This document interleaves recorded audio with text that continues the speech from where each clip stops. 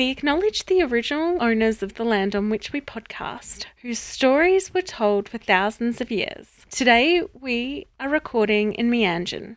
We pay our respects to elders past and present who may be listening. Sovereignty was never ceded. A quick note before we get started that there may be some swearing in today's podcast. If you don't like swearing or usually listen with children in the car, you have been warned.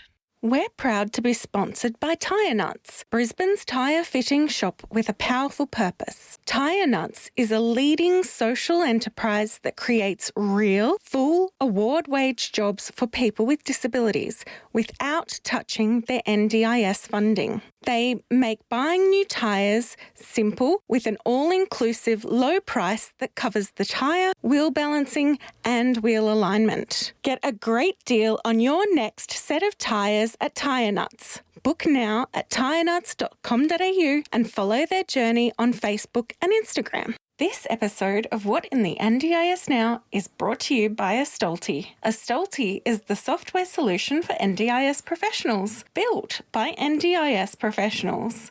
It's my go-to software, and it's trusted and loved by hundreds of other NDIS providers. I love how easy it is to use, keeping all my participant information, notes, and invoicing in one place, available anytime from any device. Astolti are currently building out their scheduling platform after 4 years in the making. If you provide core supports and are looking for a scheduling platform to meet your needs, head to astolti.com.au/rostering waitlist. You're listening to What in the NDIS Now, a podcast where I, Hannah Redford, and my friend Sam Rosenbaum interview participants and providers about all things NDIS.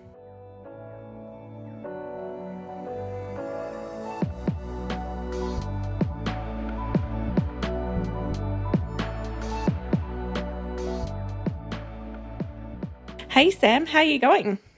Hey, Hannah, going really well. How about yourself? In a quiet moment of contemplation, as I was cleaning my glasses this morning, I realised that before I had glasses, I must have poked my eyes out a lot because I get fingerprints straight on the glasses. And I'm like, what happened before I had glasses? What was going on there? We could see and there was no need to touch our eyes, and then we couldn't see and smudges became a problem.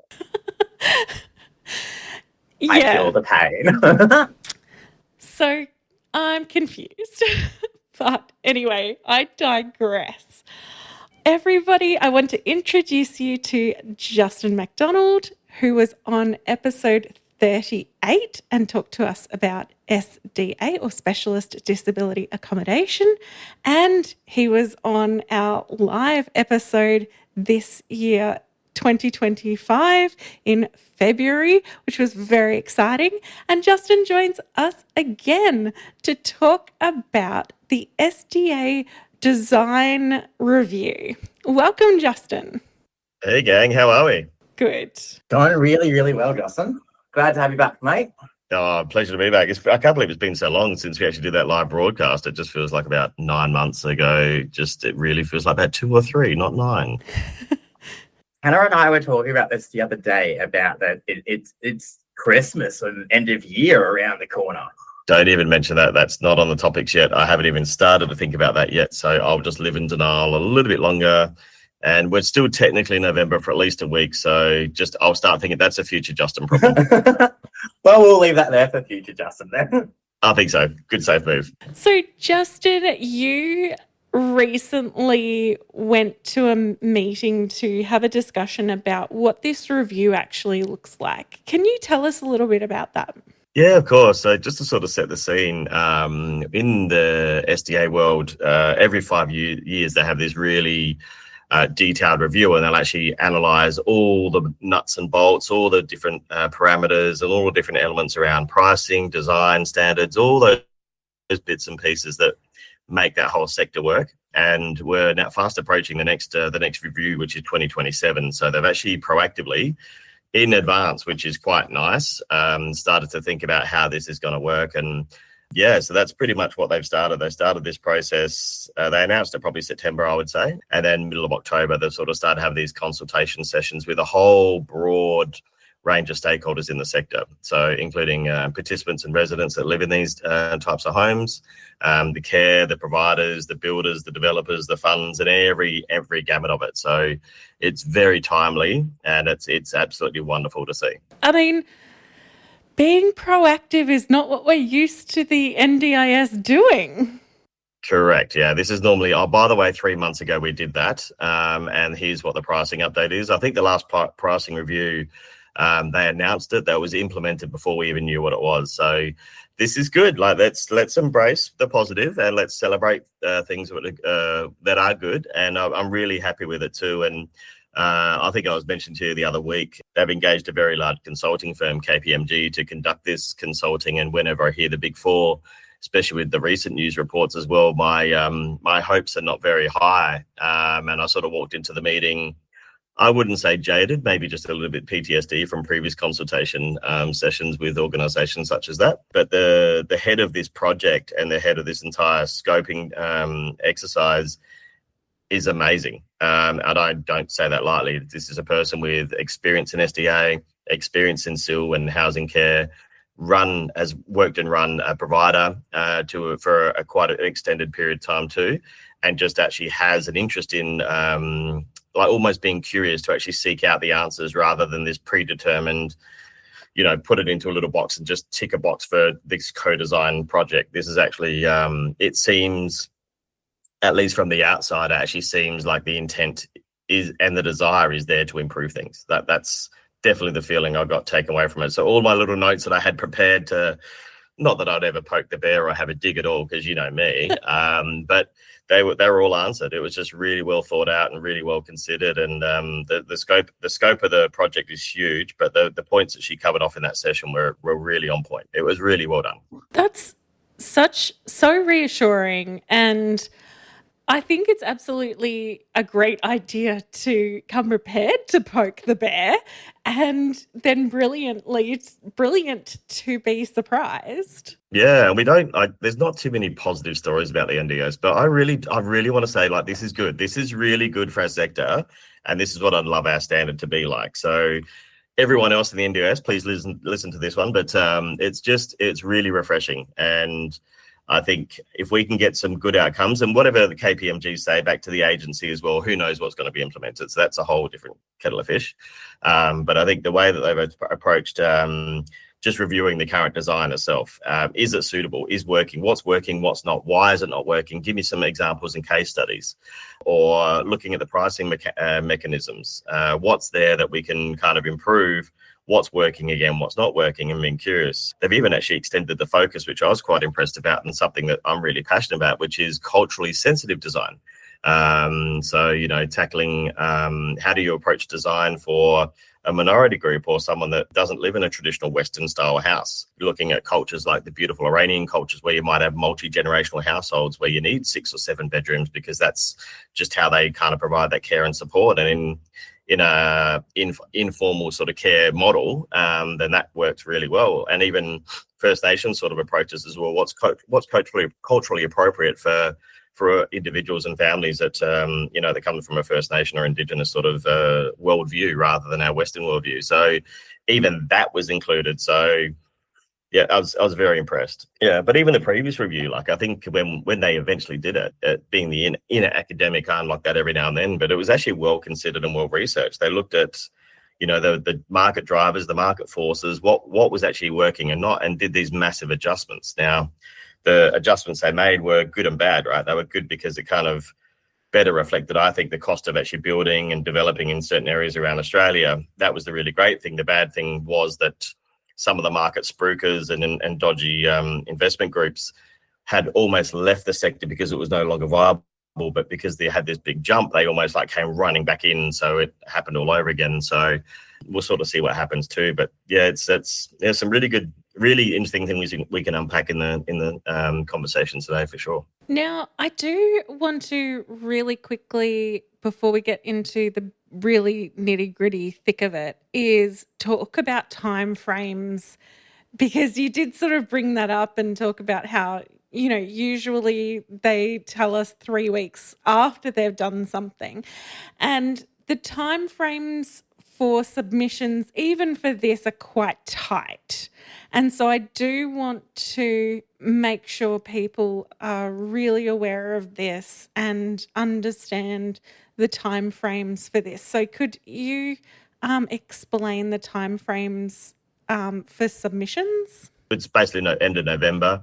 They've got these consultation sessions probably now and all the way through probably December up to Christmas would be my thinking, just to help. It might be that initial chat, and then they might do a bit of a further validation and follow up if there's anything you need to take offline. If you're looking, there's surveys which are already active now, and you can respond to those. I believe the date, I can get them for you afterwards, but I believe it's the 13th or the 15th of December. And if you want to do a formal written submission where you actually want to provide some separate documentation, which is definitely what I want to do, with case studies and examples, they're asking for that by the middle of December as well, so around the 15th for memory. That may have changed in the last few weeks because I know the dates were a bit flexible. But yeah, I'd definitely check the NDIS website. There is an SDA. There's an email for this provider group as well, which I'm happy to share with you too. So the email, if you wanted to get in contact, is sdahousing@ndis.gov.au. So that's probably the best way to get a hold of them. And there's also another one, which is the KPMG email, which is sdadesignreview@kpmg.com.au. So those two emails are the best way to get in touch with the organisation, and they're pretty responsive. So I'm talking same day response, which again, we're not used to, but these are an external firm, so that's good. But yeah, they're probably the dates timeline. So ideally, to provide a really detailed feedback and submission, 3-4 weeks is better than it has been. But, given it's even talking about the robust design category, for example, that's probably a 3-week conversation in itself. And for us, we're trying to pull together some case studies on just to say, look, if you do it this way, here's what the pros, cons, and benefits are. And then actually what we're trying to do, which we might struggle with in this time frame, is actually putting a monetary value on that. So what I mean by that is if we get robust design right, for example, and for those that aren't aware of what robust design is, that's really housing purpose-built for people with psychosocial sort of disabilities or challenges, and people that find it really hard to regulate their behaviour, and they regulate in different ways. So the environment itself is a quite safe environment. It's quite limited as far as like self-harm, abilities to self-harm or to harm others, and just resilient surfaces and those sort of elements as well. So what we want to do, we've got some interesting case studies ourselves where, if we've got someone that really struggles and they might have interventions from the police or the ambulance service maybe once a week or once a fortnight for an ambulance call out or a police call out, then, there's a monetary value as far as that, to get the police officers out and the ambulance out and the fire engine out, whatever it may be, as often it is, there's a cost associated with that on the public taxpayer. There's also a cost for hospital presentation. There's a whole cost for all these different other contributions there as well. And even things like chemical restricted practices, if you can kind of improve someone's environment and actually reduce down the dependency or chemical restraint, so from 28 days back to manageable to maybe once a week, the cost and benefit from that too. So and not that it's all about money, but actually kind of measuring all this and saying, okay, well, if we spend a little bit more getting it right and we allow for this one little thing that will probably help that individual in that particular way, and that just helps give them a safer environment where they feel like they can thrive and be safe and secure in, then if we can drop down those police call-outs or the ambulance call-outs or whatever the intervention is, then that's a huge benefit to the taxpayer. So, can you offset that in the design cost and factor that in over a 20-year period and those things? That's just tapping into just one element of one design category for one cohort of people. So, but yeah, hopefully that's a reasonable example on some of the benefits we can have by getting it right. Yeah, and looking, when it comes to robust, the issues of having co-tenants in those houses, and when you've got people who might trigger each other, or then you might have too many support workers in the one space, or issues like that, to get robust design right is so important. Yeah, and I think there's a few ways, like we're looking at it at the moment. So I think the feedback we're going to be providing, and we're catching up with a lot of other SDA providers in Queensland on the 11th of December. So hoping to have a joint voice back to the submission to have it carry a bit more weight. But for robust, it's such a broad category because you could be dealing with someone, and it's typically in the whole psychosocial category. So anyone with a psychosocial disability is robust housing. So how do you cater for someone that may really struggle to regulate their behavior, and their way of getting control is by self-harming?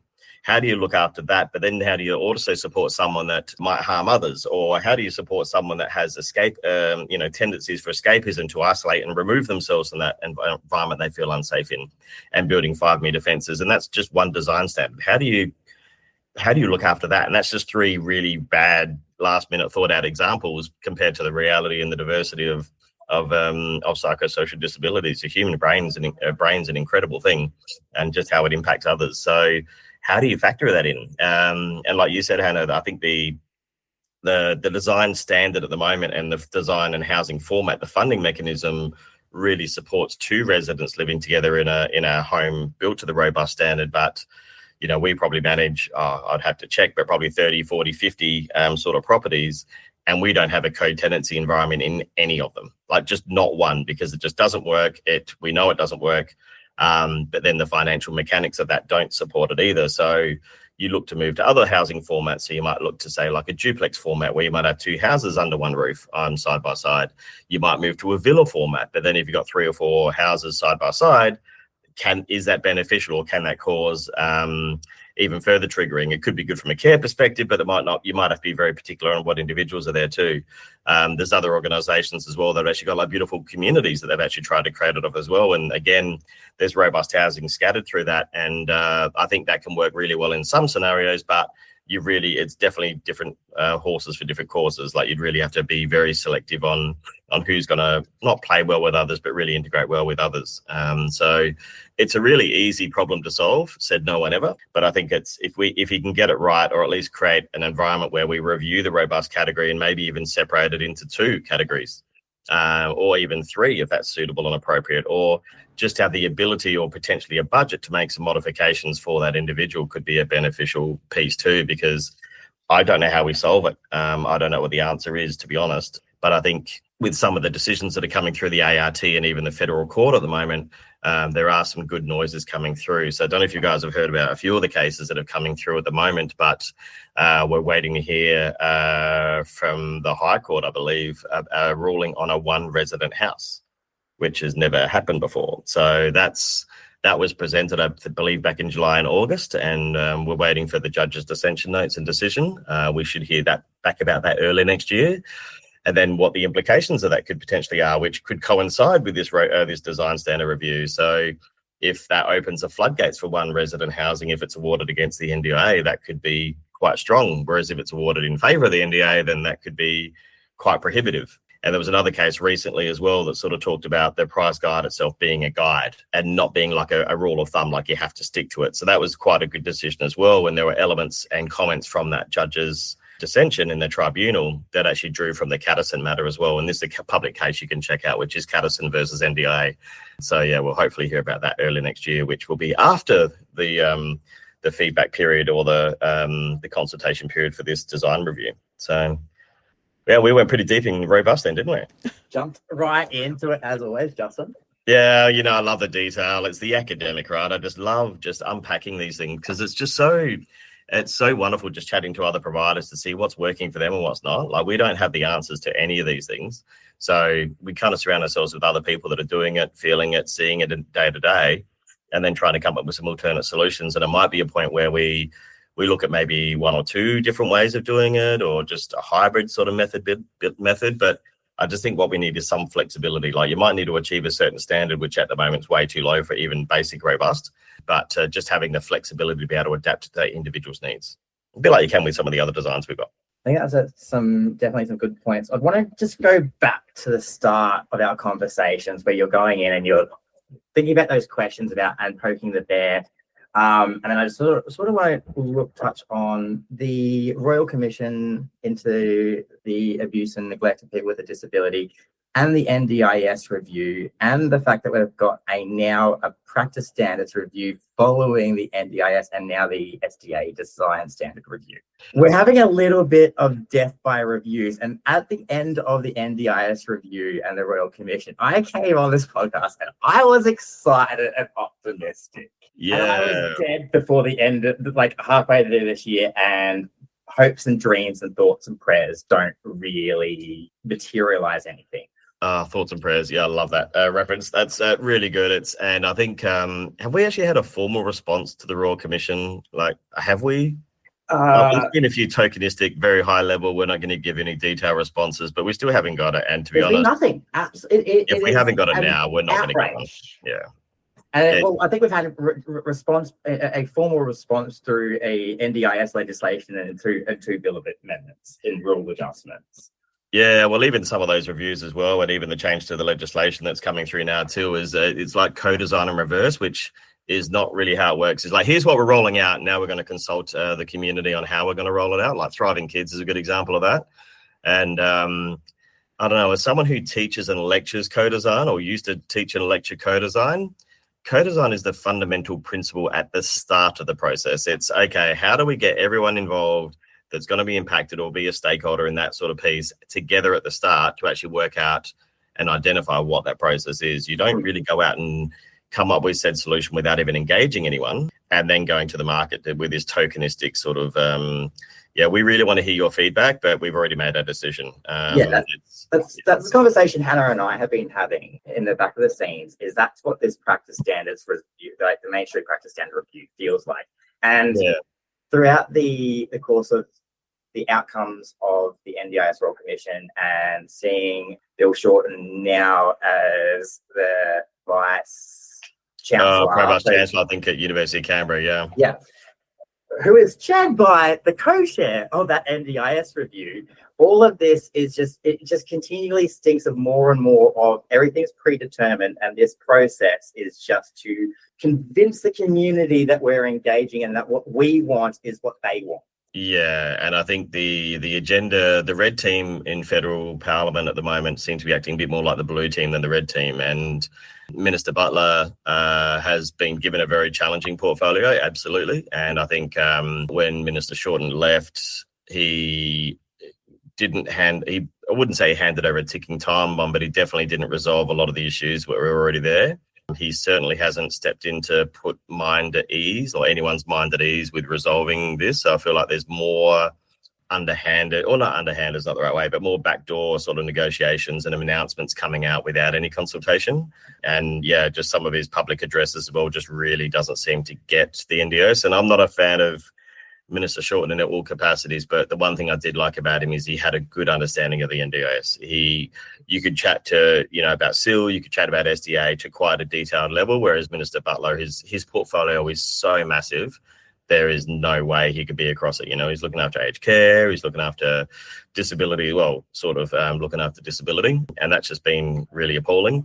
And then even Minister McAllister, she's just been really absent in many ways, and it's like she's afraid to make a decision. And the little fun I ought to get is go onto her LinkedIn profile, which is typically managed by her team, and like you just won't see anything for a few weeks, and then you see this like two-factor identification update as an update. And then even the day we had the new CEO for the NDA announced, it was announced not even from her office. It was announced by this backdoor sort of third party that I heard it from too, and didn't even put a ministerial update out too as well, which, if you've got the CEO of one of the largest government departments or schemes at all, how is that not even coordinated? The NDA board, apparently we've still got one, but I haven't heard or seen any announcement from the chair forever. There's 3 positions up for election right now, and we haven't really heard about that. So is that an open process?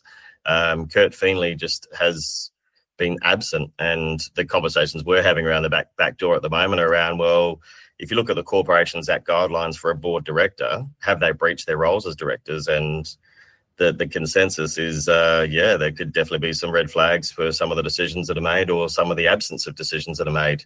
causing harm, not having suitable oversight across many things, and not performing a role under the Corporations Act guidelines. So, yeah, geez, you fired me up with that one, Sam. I do love having a conversation with you because I generally don't. I just open a line question, and then my next 7 questions have been answered by that one question. Oh, I love it. Yeah, well, I think I would like to see more approaches like the design standard. So the design standard has a review every 5 years. Like, that's quite regimented, structured as well, and I think that's been more. The fact that it's fallen in line or happened around the same time as all these other changes is probably more circumstance than strategic. I think the other changes, though, are very much a push to get everything through as quick as we can without too many questions, because once it's passed, it's very hard to unpass legislation.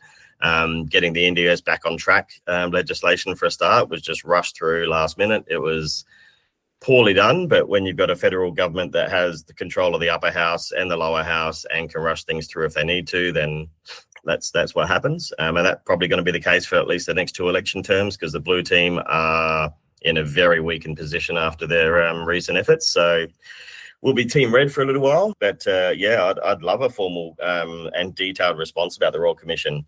The other thing that's happening at the moment, I'm sure you'd be aware of, is the pushback from the states, because the federal government wants to push really hard on the states. And the states should definitely, I think, step up in some areas, but it hasn't been well articulated, hasn't been well received, because I think the state ministers recently just declined to even attend this meeting because they were given a window of, I think, 2 or 5 minutes or something to actually voice. It was 2 minutes. And they were requesting 20 minutes in front of Mark Butler. So what actually happened is they did end up attending. Oh, did they? Okay. They did. And Mark Butler said, it was a productive meeting. And that was it. That's all we kind of got from it. But yes, they all of the ministers and for disability of the states and territories all originally said, we're going to boycott that meeting, and then they all flipped and attended. Yeah, well, I suppose there is a ministerial, there's probably a requirement for them to attend, but I think they definitely have a lot of pushback as a result. And I'm glad they actually came together for that too, because the federal government's been trying to push this onto the states for quite some time, but it's never been in a consultative way. It's been in a very dictatorial way, whereas you must, you have to. And I think without having a voice, but at least there's a bit of consensus from the states now. So it'd be very hard for the federal to roll it out, really, I would think.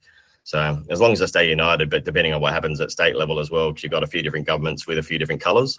You've got the red team in a few states like South Australia and things, and then you've got the blue team in states like Queensland. So, and see what happens with that. But we need a solution that is sustainable long term, absolutely. But we still have this argument that the NDIS is costing Australia money. Like, it's still an argument that comes up all the time. There's a couple of papers that love to grab that headline, but if you look at the economic benefit, every dollar tipped into the NDIS has at least a $2.25 economic value back. So it's actually helping to stimulate growth and employment of frontline workers. And that's before you even factor in things like, if you're able to build capacity for an individual to return to the workforce or contribute to the economy in some other way as well, like the economic benefit and value there is incredible. Like, one of my team members hasn't worked for 20 years, but we created an opportunity for her to join our team because no one had backed her as well. And now she's contributing an incredible amount to our team and is now earning a salary and is now a tax-paying person. So, that's helping her be less reliant on government structures, pension payments, Centrelink and those things, which is only a benefit to everybody. So, and that's just probably one of a handful in my team. But if you look at the broader sector, if we just had 1 or 2 or even 3, 4, 5% of people that have actually been empowered to do so or can do so, then that would be getting pretty close to paying itself off, I would think. Yeah, that big social return on investment sort of point that you're making at that sort of point, the reduction of hospitalizations or hospital and day stays, the difference between someone staying in an SDA versus someone in a hospital. Not to mention the hospital can't provide the high care supports that a lot of people that are in that situation need in the first place. And you're having first year nursing students have to provide supports for complex support needs that they don't understand in the first place.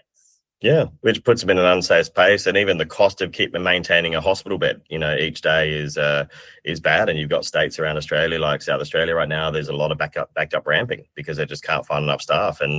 But if you can, lessen your the hospital admissions or even the beds taken up in hospitals by 1, 2, or 3%, then that's if you do look at that nationally with all the hospital networks we've got nationally, that's a huge difference. Victoria is really struggling financially as well. So how do we take the pressure off the hospital and health system and utilize some of these tools like SDA or like SIL housing to allow individuals to live, a better quality of life with less interventions, reduce cost to the taxpayer, and whether it's the state or the federal purse, but reduce the cost of the taxpayer, and then improve quality of life, safety, security. Like, that's just immeasurable. Not even putting a monetary value on that. Absolutely. This episode is brought to you by Provider Advisory Service. What if your next audit wasn't just about compliance, but about people? Introducing the Provider Optimization Pathway, a 2-meeting diagnostic that transforms how NDIS, aged care, and health providers lead, engage, and grow. POP dives deep into leadership, workforce, and consumer experience, revealing what's working, what's missing, and what's possible. It's not just a report, it's a roadmap to build a resilient, people-first organisation where your team thrives and your clients feel the difference. Go to provideradvisory.au, no .com, just provideradvisory.au for more information. So let's get back to the SDA review because that's what we wanted you on here to talk about. So have they talked about any of the other than robust, any of the other levels that they're looking at? What are the design standards and what are we looking to improve? Yeah, I think if you sort of start at high physical support, which is probably the more complex sort of element as well, that's really designed for mobility support and even virtual, voice activated interventions if need be. So, voice activated blinds and those sort of things, adjustable height. And I think there's definitely things we talked about there. We talked about like automation and how we maybe how do we approach that? Do we put a standard in place that you need to have maybe this functionality here too? Do we need to increase the provision functionality? So should we just make it that every door is automated at least at the entry and the exit? And then if we make it mandatory, what impact is that going to have on the cost of each house as well? And then that's going to have a roll-on impact as well, that more projects will be less viable, which means there'll be less production going through. So it's like this real nice balance between making sure we had additional functionality, but also balancing the cost or reflecting that there too. So the technology was a really big one. The position I put forward was, I think that some of the design standard elements of high physical support are pretty static. I don't think they need to change too much. So for me, if you're a wheelchair user, a wheelchair has a fixed width. Like, you might have your power chairs, which are a bit wider and a bit chunkier. But, if you've got a wide doorway, then you don't really need to change that too much. I don't think that's going to keep increasing over time or anything. I think if anything, it'll probably get more narrow because technology will just get better to, have narrow chairs or receding wheels or whatever it may be. So I think those sort of functions will be largely the same. Things like bathroom space and circulation around bedrooms and beds for, ceiling hoist or transitions to chairs or shower chairs or even just support workers to be able to get in there too. I think that would also be relatively static, but it was just things like, is the bare minimum enough? So we talked about storage, for example, in cupboards and things. So a lot of SDA you go into, you really only need a minimal width, like 600 to 900 width cupboard, which don't know about you, but I like to keep things, and not that I'm a hoarder, I just like things, but putting your whole life possessions in one little cupboard is just really hard work, and there's never enough storage in SDA. But do we explore that? But then again, if we explore that component, that's going to put more pressure, which means you need bigger bedrooms, which is more cost per square meter, and that through. And a lot of the other individuals in that discussion that we had with the agency and with KPMG were worried about the cost of it. So they were coming from an investor lens and trying to develop these projects that were financially viable with a return. And it's just getting harder. So good luck finding something in and around Brisbane, for example, Sydney, or even central Melbourne. The cost of land is just gone up exponentially. and the cost of the build has gone up exponentially. I remember pre-COVID, remember that time before that COVID thing we had, where we were looking at around $2,000 a square meter for a property, and now in SDA world, you're probably looking around 4,500, 5,000 a square meter. So we're talking a pretty considerable increase, and supply is a big, massive issue as well. And demand is definitely outstripping the supply at the moment. So that's causing there too. But, other things we looked at were hoists in ceilings. A lot of providers do that as standard, whereas for us, we don't like that as standard, because if an individual doesn't need a hoist, the last thing I want them to be reminded of is that they're coming from a hospital environment and they're going to have a constant reminder every single day about having a hoist above them. We'll make sure there's provision for the hoist. So if we need to put it in, we need to put it in. But we just want to make it look as idyllic as a home that as possibly can be, so it's welcoming and inviting, and it's not just an extension of the hospital ward. Absolutely. And I think that's a really important one. And I've seen some poor hoist designs, ceiling hoist designs, that's for sure. So I think people need to think about them more carefully. But yeah, that's having the capacity for them to be there is more important. I think it's also important for people to remember that there seems to be this glut of high physical support places being built. Yeah. And then it's actually really hard to get that through for someone. And I think there's probably a few reasons that have driven that. But before I touch on that, I might just go back to the hoist side of things. The fact that each hoist has got its own tracking system and is very unique is really challenging as well, because if you've got to change the new model, like with mobile phones, right? I used to have like 5 or 6 different styles of chargers, and until it got to a point where the world just went, this is just silly. Let's just have one standard style, which is, I think I'd love that too, because, we've had track systems in a home, and that OT, for whatever reason, didn't like that track system and didn't feel that support of that individual. For whatever reason, it could be completely valid. But the fact that we had to uninstall an entire hoist system and then reinstall a new one, the cost of that was just exponential. The time it took as well meant that the individual wanting to live there was delayed even further. And then on top of that, then getting the agency to actually fund that is a real challenge too. So, what's in list and what's out list, hoist and provisions is still an argument that we have every time a hoist comes up. Well, we had one resident looking to move in to one of our properties, and it would have been perfect for them as well, for the both of them, a couple. And they already had a hoist in their previous place, and what they wanted to do was move the hoist from that place to the new place. We had a quote for it, and the quote was almost as much as the entire hoist in the original install anyway. And the NDOs just refused to even pay it. They just said that's not our cost. That's got to be borne by someone else. They didn't say who, whether it was the investor, the developer, the SDA provider, or the owner, or the individual themselves. And it's just a real lack of clarity around that. So perhaps that might be something we need to consider in the design standard review, is, okay, getting a better understanding of these modifications for the individual. If you're not going to make it standard, then you need to have a provision there for it, because there is a lot of pushback from the agency on any expenditure at the moment, and you have to crawl over broken glass to get anything. So it's really, really tough.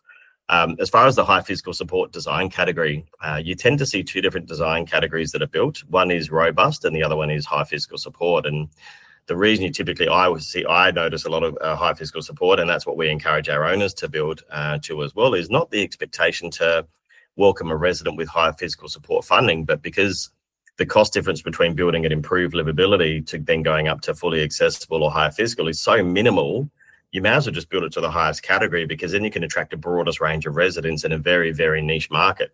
And the other thing I like about it is, this goes back to, I guess, the co-design piece as well, is this element of aging in place. So if someone has maybe, early stages of a declining condition, such as multiple sclerosis or motor neuron disease or something, one of those horrible, challenging situations, they may be fine now and they might just need a small mobility aid or a cane or something like that. But over time, as that condition can deteriorate, then transitioning to a wheelchair or power chair or whatever it may be means that they don't have to move home every single time they do that. So it means they can actually, have the safest, wonderful environment. They can have a home really for as long as they possibly can, until such time that doesn't cover that too. But it's what really drives that, in my experience, is the cost per square meter. So if you're paying a few $100s extra over the house, maybe 80, 90,000, but if you happen to just to find a resident that is high physical support, that's great. But our owners typically don't have an expectation to only build a high physical support and only have high physical support tenants. We normally have a beautiful mix. Like a common mix we see is a resident with high physical support requirements living with someone with improved livability requirements, because one has a mobility challenge, the other one may have a psychosocial challenge, or at least a mental incapacity challenge, and that from a care ratio perspective works really well in our experience. So yeah, you tend to see that. You do see some fully accessible properties, but it just might not meet the requirements for ceiling hoist or automation. And we have a few of those, but not many. And then improved livability houses, you're dealing with a very small cohort, because the NDA are better at recognizing physical disabilities. Like if someone has a wheelchair, they understand that house is not going to be suitable because stairs and wheelchairs don't really go that well together. But from an intellectual disability, it's very hard to articulate to the NDA that if someone has an invisible disability, and that could be something like, even something like Down syndrome, why would a person with Down syndrome, and this is the argument to the agency, why would a person with Down syndrome need a customizable house like an improved livability house? Why could they just not live in mainstream? They don't have any mobility requirements. So, we formed a lobby group some time ago. We were part of it. We didn't form it ourselves, but we contributed to it. And that was sort of arguing the case for improved livability and I guess the benefits of it. So I can definitely share those with you to share out to the community. It was a public consultation. Oh, and just talking about the importance of why improved livability was really valid. And in the Royal Commission that we talked about earlier, there was a real push and desire to potentially remove improved livability as a category. I don't think there was a desire to remove it from the scheme, but I think what they were looking to do was upgrade the National Construction Code. So when they upgraded the code, it was actually going to have every house was going to be built to at least that silver level, which was effectively improved livability. So if every house is being built like that, you technically don't need that as a category, which would be good. But our wonderful friends in the National Construction Code and the Housing Industry Association as well kind of pushed back and kicked the can down the road again, because a few states didn't want to play. And now it's been pushed back again for a few more years because of the supply shortage and of staff. So again, they've kicked the can down the road. So improved livability is really important for that too. But some of the things we talked about in that lobby group, this is probably about a year ago, but what we talked about there was, if we've got individuals living with disability on a disability pension competing in the open market for rent right now, they would just be overlooked and they would never be able to get a home. 2-3 unrelated people applying for a house just wouldn't happen. You'd have to probably engage the SIL provider or a provider to take out that head lease, but then that eliminates a lot of the choice and control potentially for some of the residents. So, that improved livability provides a really safe space in our experience for individuals to live in. And if they're not happy with their care provider, they can transition that care provider in or out or change the supports without ever risk of being at homelessness. So that was just one of the many arguments that we put forward. And there were about 7 or 8 we've got it positioned with the lobby group. And it's just critical, the ability to be able to share care or even have housing that is designed and appropriate for a care function to be running from there, whether it's part-time, inactive overnight, or 24/7. So just having that support there so you can empower and create independence and, build daily routines and community access and whatever that may be. So that's just, I guess, one of the improved livability components too. But what does that look like in the future? I don't know. Yeah, it's pretty interesting. So, yeah. Is there something in particular that you are keen to see come out of the review? Yeah, definitely. There's quite a few. I think for me, the villa housing format, like the villa duplex format. So that's I think if you look at where the NDIS is headed with this shared community model, where they want to have these shared supports, if they want to deliver that I think what we'd really need to see is a massive uplift in the villa classification as far as funding. It is the lowest classification by far at the moment. It's the default approved SDA application. But what I like about a duplex or a villa model is if you've got, let's just say we had one carer across 4 different villas, for example, and there was a staff shortage, because you'd have other care workers there too, you'd actually be able to support each other a little bit better over that space and probably even just make it more viable for the SIL provider. Not that it's cost, but it means if it's more viable for the SIL provider, they can invest the necessary resources to ensure that all of their residents are supported and not having to represent back a hospital, which I've seen because they just couldn't staff it that day or whatever it may be. And also for the residents living there, it'll be more of a continual care model. So they'll be familiar with the same people. They'll be able to kind of build their confidence and those sort of things, feel safe really for a start, rather than having a new care worker and support worker every single day when they come in, because they'll just be that rotating team. So yeah, I'd love to see the villa funding model definitely increase. I think the housing model at the moment is pretty much on market. And the one thing I don't think they quite got right in the design standard review back last time was around the apartment model. So if you look at some of the assumptions, and without going too academic or into the detail, but they made some assumptions that the cost of the dwelling was based on a square meterage rate, which makes sense, right? If you're building a house to 100 squares times the dollar per square meter, that's what it was. But the assumptions they made for a 1 resident, 2 resident, and 3 resident apartment were pretty much the same. There wasn't much change at all. They'd sort of based it on a 70 square meter model rather than, I don't know how many apartments you could have with wheelchair access. It would be 70 square meters for a start. You'd be looking at our apartments for a 2 resident apartment would be anywhere around 110 to 120 square meters.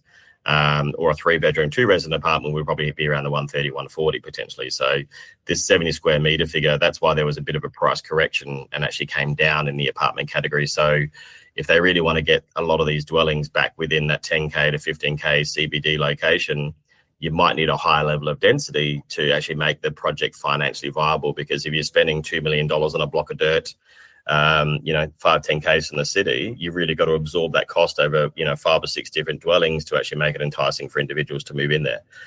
Or just to mean it's commercially viable to do so. Because if you're putting a lift into a dwelling, that's $80,000, $90,000 that if you're doing that over 2 dwellings, it's really hard to do. But if you can kind of share that 80,000 over 4 or 6 or 10 apartments, then you can do more functionality like that. So, the numbers are getting really hard, and that's what's pushing, and you're seeing the result of that. So what you're seeing is a lot of investment groups, funds and impact funds and developers are just moving to the regions, moving to the outerlying suburbs, as always. In Queensland, it's your Caboolture, your Ipswich, your Logan, in New South Wales, it's your Mount Druitt's and those sort of outlying sort of places, Wollongong and things. And even, in Victoria, it's your very far north and west. So it's your Werribees, your Meltons, your reservoirs, those sort of things. And in South Australia, it's your Manapara, your Morphettvale and your Mount Barkers. So it's your greenfield outlying family belt, which, has no infrastructure, no links to amenity, typically, no footpaths, no street lighting, no green spaces, because they're just brand new divisions that they've sort of got. So it will take 5 to 10 years to really get them established with train lines, public transport, being able to get around. And so we try to, I think we need a bit of a model that actually allows facilitation of SDA where it needs to be and where people want to live, and not forcing them into these clusters or ghettos in the outskirts of town too, which, it typically follows.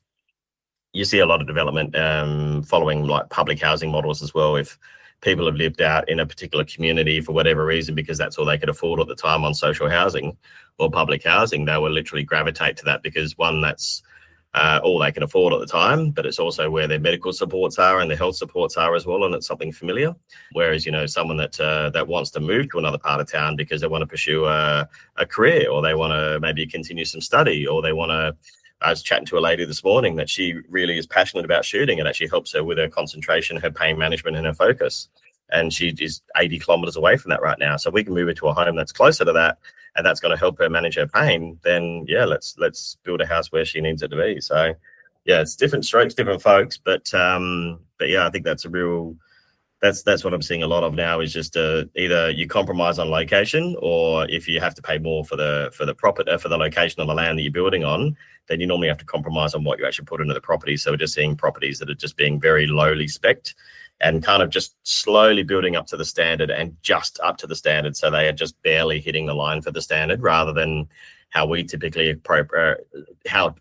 start, which is we use a standard as a starting point and work up from there,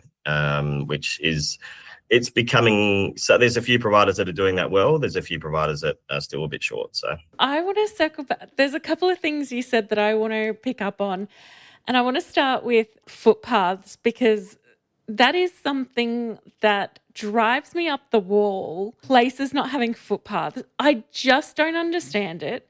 It helps everybody.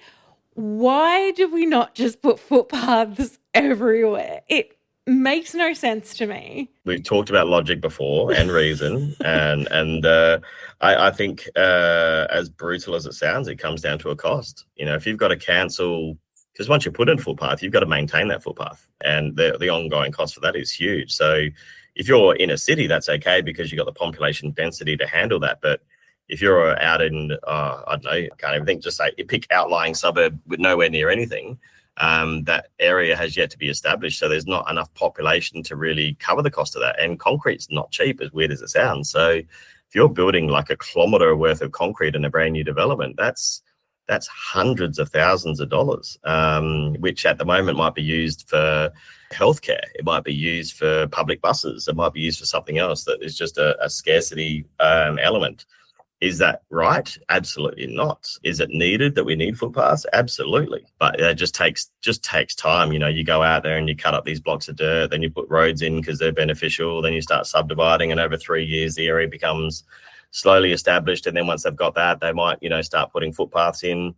But even in some of the outlying communities, they probably never put footpaths in because most people drive everywhere anyway. So weirdly forgetting about, maybe mums and things that might have kids and prams and pushers or wheelchair users or anyone else. So I'm with you. You're preaching to the choir, but I just think it's definitely considered in the design. And there's some councils that are really good at pushing for it in certain locations, but it's normally an afterthought rather than. I would see if it's not part of the plan, it would sort of be raised as a bit of a provision. But yeah, otherwise. But we've got developers where the council require them to put in footpath, otherwise they won't get the tick in the box to sign it off. But weirdly, their development, which is maybe 15, 20 meters wide, will have footpaths, but then there'll be nothing either side anyway. So it's just like the pathway that goes to nowhere, which is again not uncommon. So yeah, I wish there was a hard and fast rule for that, but I'd say that would really come down to cost. And yeah, like if you're in a regional, like we've got properties up in Toowoomba, the only way our residents can get around is by going on the road, which is, I don't know, cars and wheelchairs don't go that well together in my experience. No, and that's something that really bothers me. And you pointed out, people with prams. It's if the federal government has been saying that we need to have more children, well, then give us the infrastructure to have more children. I mean, I did my bit. I had 3, so no one can blame me. But, we need footpaths. You equally can't have, babies in prams on the road. Not safe. They're not. Yeah. No, I agree. But if you go to Europe where you've got like a real high density, then footpaths are everywhere. Not even footpaths, but bike lanes as well to take the bikes off the footpaths is really good too. So yeah, I think, it's hard because we're such a spread out country. We are just, it's funny. Like we jumped on a train in France down to Tours, and that was an hour and 10, and that distance normally takes about 4.5 hours to drive. So imagine doing that in Brisbane. I wish we had a high-speed rail to get from the Sunshine Coast to Brisbane in half an hour, but we can't even get that. So, we're supposed to have our train stations are supposed to be accessible too. We're supposed to have 100% of our train stations by 2019, 2020. But I think we're sitting about 53, 54% at last check. So we are a long way from being an accessible country, and even our accessible cities. Like we are just so far removed. And even France, the international country of stairs, is quite advanced compared to where we are in some capacities too.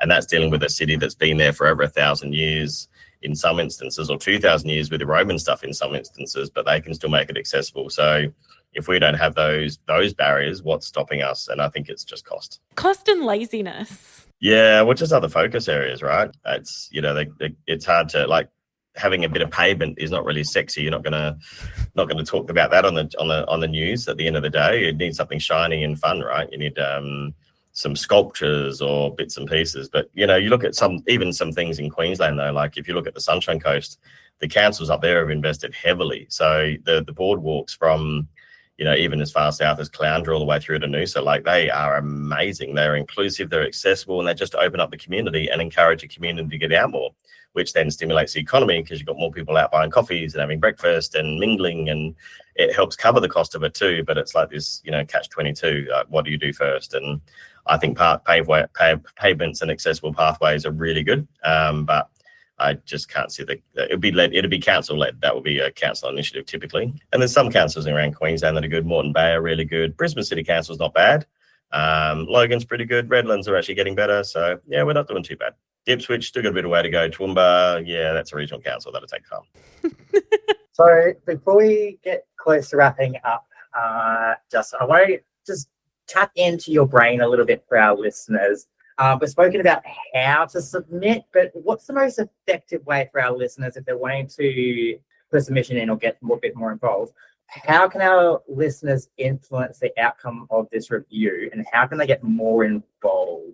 Because talking about all of this is quite complex and stuff, but how can we simplify it for our listeners to get involved? Yeah, of course, a great question as well. And what I'd suggest is find out what the scope of the actual briefing is. And I'm not going to sit there and read it out to you because it's quite a very broad scope, but you can go onto the NDS website under the Design Standard Review, and it actually has a comprehensive summary of what they're looking at, what's included.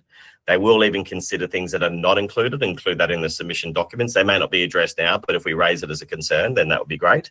And probably just for individuals, maybe, or depending on who the listener is, if it's a person that's living in SDA, I think providing a real case study on what's working, what's not working would be really beneficial, and what they'd like to see more of or less of, that would be good. I think from a builder developer perspective, I think really honing on the key points that they're looking at on building cost, design standards, and even just the talking between the design standard and the National Construction Code. I think the thing that's really going to help this would be make it as easy as we can for this design review committee to take this information and use it. So what I mean by that is present case studies, real examples. We had this house on 1 Smith Street. We did this. That was great. That wasn't great. And here's what it was, why. Or try to provide specific facts, figures, stats, data, numbers, anything like that just makes their life easier to say, look, if we've done this 30,000 times, the implication or the knock-on effect is ABC. And I think that would just make it a little bit easier for them. And I was back to, I guess, academic days where you write for the audience. So you're writing for KPMG to basically put all of this seamlessly and easily into this big report, because if they're taking submissions from all over the country over a 4-week period, they've had probably 30 or 40 consultation sessions at least. That is hundreds of thousands of minutes of listening and data and text and words that they've got to just look at, understand, absorb, and then make some sense of it. How could you possibly, like that, if that's one team doing it, that's an incredible project. And then presenting that back in some digestible slice packet back to the ministry and the NDA as well, which they'll probably look at half an hour. I'm sure they'll read more than half an hour of it, but into like an executive summary to make it really punchy to say, hey, look, out of the 20 things that we've got on our radar, here are the things we really need to address right now. So yeah, I just easy, digestible, choose a focus area. You don't have to reply to everything, but maybe just zoom in on different areas, because I think there's probably 80 or 90 different points that you could talk to if you wanted to. 100%. I think that's some really, really good sage advice right there. Thank you, Justin. Pleasure. The guys, just back on that original sort of thing where we're still waiting for that review, how can advocates and disability community kind of monitor and ensure that the outcomes and what we're hearing are actually implemented? How can we get this going rather than next review? Yeah, I think it's if you want to really shift the dynamics at policy level and response level, I think it's a sense of coming together and having a stronger collective voice. I think at the moment we're very fragmented as a sector and a community. So something I'm doing as well is we're actually looking to bring together the SDA community. So a whole series of providers, we're getting together in a couple of weeks. We're actually going to be launching an industry body. And that's not to take away from the SDA Alliance, which do some amazing advocacy work, but talking about the problems that we have as SDA providers and the residents and the individuals we support. So we will still be working with coordinators and providers and care providers and things, but just understanding that, but then articulating it on a broader scale. So going back to the agency with, not one example, but 80 examples of the same thing with the same impacts, with the same negative connotations, but doing it consistently. So I think that is really powerful. Real stories, real examples. Not I once heard about my mate that once did this, but just make it compelling again, so that it's so loud that they can't ignore it. And just raising that voice again as well, a bit like, the Save the NDS campaign as well. It takes time to build this momentum. And I think the ministers we've got may stay the same for quite some time, given the current federal environment. So building a dialogue, building our presence, building our strength, building our voice, and just having a unified voice as well. So we can actually, we're not tackling it all independently, because I just see all these posts from all these different people. It's great and it's really important. But if we can kind of unite behind one focus, one clause, or one set of directives, whatever it may be, it's just going to be such a stronger conversation, and one that's very hard to ignore from the agency and the government. That's really clear. Thank you so much. Justin, is there anything else you wanted to tell us about this review that we haven't asked you about? I don't think it's too much extra. Just sort of say, I really encourage everyone, even if they can't write a full submission, to make some form of commentary. And if you can't get along to one of the meetings, just put something in writing, just one case study, one example, and just one way that we can make it slightly better. Because again, if everyone just does one submission, then that might be 40, 50, 60 submissions extra that they're looking at that might help paint a bit of a better picture and an accurate picture. It's really hard for our little sector because we are living and breathing this every single day, and we are so stretched as it is.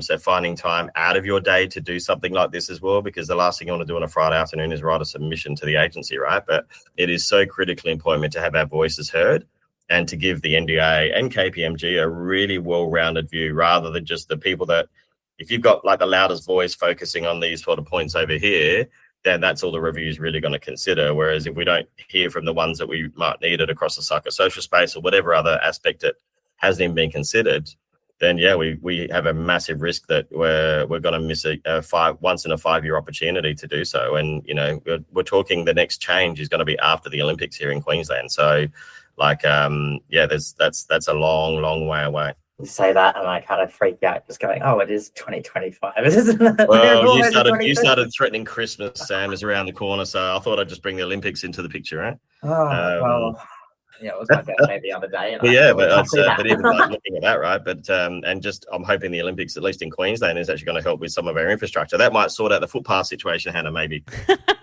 You know, just making it more accessible from a venue perspective. You know, it's. Well, I have seen the Queensland government pushing learning for businesses, training how to be more disability accessible from a more of a broad spectrum, which I think is absolutely wonderful. Yeah, and I just hope it's not a physical training. I think Spinal Life are doing that one from memory, but I could be wrong. But I think training it beyond physical. So physical requirement to get into the property is really good, but from a psychosocial perspective as well, are there bright flashing lights? Is the music incredibly loud and non-inviting? Is, like, you know, what does that look, feel, and sound like for everyone? And the example we use is normally someone jumping on a bus to go from wherever their home is, say Redland Bay or something, all the way into the city to then go to Suncorp, to be completely overwhelmed and overstimulated by being there, and they're exhausted before they even get into the game. And then they're surrounded by 25,000 people screaming and carrying on, which, as they would, because Brisbane, we've got a pretty loud voice with that sort of stuff. But just having that, and even having a sensory room that, you know, you can kind of adjust and regulate yourself by stimuli and those things. But having that sensory space in an accessible space where you can still choose to engage within the venue too. So like just that decision fatigue or whatever it may be for that individual. But looking at accessibility from businesses from all perspectives. Is their website accessible from a visual perspective? Is there all those bits and pieces? So there's a long way to go, but I'm really liking how Queensland government are actually already starting to think about it. 100%. Yeah. Well, thank you so much for coming in and talking us through the SDA review. And we're really excited to hear everyone's submissions. Yeah, it'd be great. And thanks for also covering off the Royal Commission. What else do we talk about? I think we covered a fair bit as always, Sam. Always. Yep. No, great. Like Thanks a good so much. ramble. All right. Bye. Cool. Huzzah! As Huzzah! always. Thank you for listening. Please share with people you know. Until next time, as the Green Brothers say, don't forget to be awesome. This episode was made possible with thanks to the support of Plan Decoders. Plan Decoders are NDIS experts. We are here to help participants, carers and families understand the NDIS and get the most out of their NDIS plan. Make an appointment for a Plan Decoders session if you want to understand your NDIS plan, understand your funding, find out more about what services and supports are available to NDIS participants, understand the NDIS in general, prepare for a plan review, or get any questions you have about the NDIS answered. If you or someone you know could use some support from Plan Decoders, contact me, Hannah, by heading to plandecoders.com.au.